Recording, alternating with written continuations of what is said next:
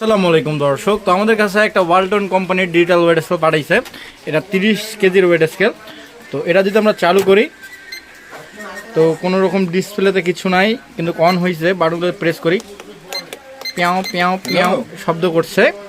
তো এই যে ডিসপ্লে না, এটা সমস্যা কীভাবে সমাধান করবো সেটা আজকে ভিডিওতে দেখাবো। তার কথা বাড়াবো না, চলুন আমাদের ভিডিওটা শুরু করা যাক।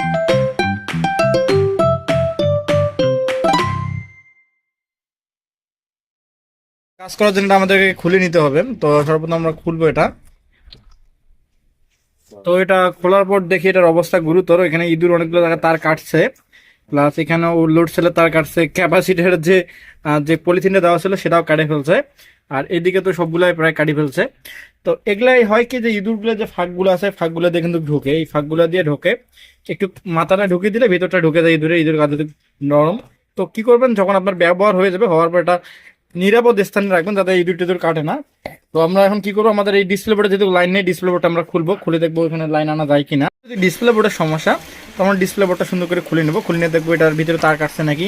এমন হতে পারে এখানে আইসিতে থেকে ট্রাবল হতে পারে। তো আগে আমরা সুন্দর করে খুলে নেবো। তো আমাদের এখানে দুইটা তার কিন্তু এক্সট্রা ছিল, এই দুইটা তার এখানে সংযোগ ছিল না। যদি দেখে এই দুইটা তারে কোনো সংযোগ এখানে নাই, এই দুইটা তার এক্সট্রা। তো এক্সট্রা দুইটা তার আমরা বাতিল যদি করি, তো বাতিল করার পরেও এখানে দেখেন যে আপনার এই যে জায়গাটা ইঁদুর কাটছে। তো এগুলা কিন্তু অনেক ভাই মনে করে যে এই সেম তার ব্যবহার করতে হবে, এটা ভুয়া কথা।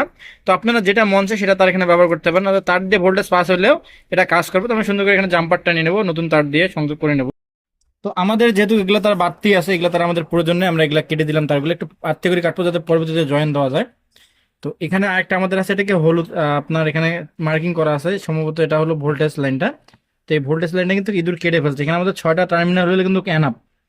আমাদের এখানে 6টা টার্মিনাল হলে শেষ, আর আমাদের এখানে কোনো টার্মিনাল লাগে না। তো এই 6টার মধ্যে একটি তার হচ্ছে মিসিং। তো একটি তার হলো কি ভোল্টেজ লাইনটা, এই ভোল্টেজ লাইনটার মিসিং এর জন্য এই সমস্যাগুলো হতে পারে।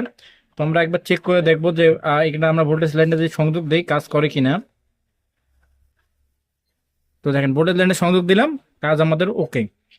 তো আমরা কি করবো, নতুন করে আবার তার টেনে এই তারটা সংযোগ দেবো, কারণ এটা শর্ট হয়ে যাবে, অনেক দূর শর্ট হয়ে যাবে। নতুন করে তার টেনে সংযোগ দিলে আমাদের কাজটা ইনশাল্লাহ হয়ে যাবে। তো আমরা তারটা লাগিয়ে নিয়েছি, এখন যদি অন করি তো এখন অন হয়ে যাচ্ছে কোনো রকম প্রবলেম ছাড়া। কিন্তু এখানে একটা জিনিস হলো কি, এখানে যে লোড সেলের তারগুলো আছে এগুলো এইভাবে রাখা যাবে না। তো এই লোড সেলের তারগুলো যদি এইভাবে আপনারা রাখেন তাহলে কি হবে, এটা পরবর্তীতে শর্ট হলে আমাদের আইসিটা নষ্ট হওয়ার সম্ভাবনা বেশি থাকবে। তো আমরা সুন্দর করে এগুলো আবার সংযোগ করবো, প্লাস এখানে যে ময়লা আবর্জনা আছে সাইকেটে সবগুলো পরিষ্কার করবো। পরিষ্কার করার পর আমরা এটা কাস্টমারকে ডেলিভারি দেবো। তো আমাদের এই সাইডের তারগুলো কিন্তু অনেকগুলো কাটা, তো এই তারগুলো শুধু জাস্ট মিসিং করে দিলে আমাদের কিন্তু সমস্যাটা সমাধান হয়ে যাবে ইনশাল্লাহ। তো আমাদের ভিডিও সবসময় থাকে শিক্ষণীয় ভিডিও। তো এই যে সমস্যাগুলো হয়, অনেক সময় ঘাবড়িয়ে যায় যে কি দিয়ে কি হলো।